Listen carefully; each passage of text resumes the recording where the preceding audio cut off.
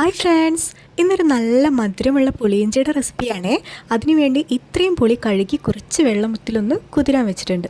അത് നന്നായി പിഴിഞ്ഞെടുത്ത് അരിച്ച് ഒരു ചട്ടിയിൽ അടുപ്പത്ത് വയ്ക്കാം. ഒന്ന് തിളച്ച് വരുന്ന സമയത്ത് അതിലേക്ക് 1 കപ്പ് ശർക്കരയാണ് ചേർത്ത് കൊടുക്കുന്നത്. മധുരം നോക്കി നിങ്ങൾക്ക് വേണമെന്നുണ്ടെങ്കിൽ കുറച്ചുകൂടി ചേർത്ത് കൊടുക്കാം. ഞാനിവിടെ മധുരം നോക്കിയ സമയത്ത് കുറച്ച് പുളി മുമ്പിട്ട് നിൽക്കുകയാണ്, അതുകൊണ്ട് 1 കപ്പ് കൂടി ചേർത്ത് കൊടുക്കുന്നുണ്ട്. അതിലേക്ക് 1 കഷ്ണം ഇഞ്ചി ചെറുതായി അരിഞ്ഞത് കൂടി ചേർത്ത് കൊടുക്കാം. കൂടെ തന്നെ 2 പച്ചമുളക് അരിഞ്ഞത്, 1/2 ടീസ്പൂൺ മഞ്ഞൾപ്പൊടി, 1 ടീസ്പൂൺ മുളക് പൊടി, ഇത്രയും ചേർത്ത് നന്നായി ഒന്ന് മിക്സ് ചെയ്യാം. കുറച്ച് കറിവേപ്പില ചേർത്ത് കൊടുക്കുന്നുണ്ട്. ഇതൊന്ന് തിളച്ച് വരുന്ന സമയത്ത് മധുരം ഒന്ന് ബാലൻസ് ചെയ്യാനായി 1 നുള്ളു ഉപ്പ് ചേർത്ത് കൊടുക്കുന്നുണ്ട്. കൂടെ തന്നെ ഉലുവ വറുത്ത് പൊടിച്ചതാണ് ചേർത്ത് കൊടുക്കുന്നത്.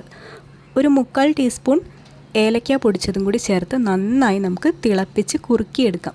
അതിവിടെ റെഡി ആയിട്ടുണ്ട്. നമുക്കതിലേക്ക് വറവിനായി വെളിച്ചെണ്ണ ഒഴിച്ച് ചൂടാക്കി കൊടുത്ത് അതിലേക്ക് ചെറുതായി അരിഞ്ഞ് തേങ്ങാക്കൊത്ത് ഇട്ട് കൊടുക്കാം. ഇതൊന്ന് നന്നായി മൂപ്പിച്ചെടുത്തതിന് ശേഷം കറിവേപ്പിലയും വറ്റൽമുളകും കൂടി ചേർത്ത് നമുക്ക് താളിച്ച് ഒഴിക്കാം. നല്ല ടേസ്റ്റി ആയിട്ടുള്ള പുളിയിഞ്ചിക്കറിയാണേ. ഇതുപോലെ ഒന്ന് ട്രൈ ചെയ്ത് നോക്കണേ. നല്ല മധുരമുള്ളൊരു റെസിപ്പിയാണ്. അപ്പോൾ അടുത്ത വീഡിയോയിൽ വീണ്ടും കാണാം.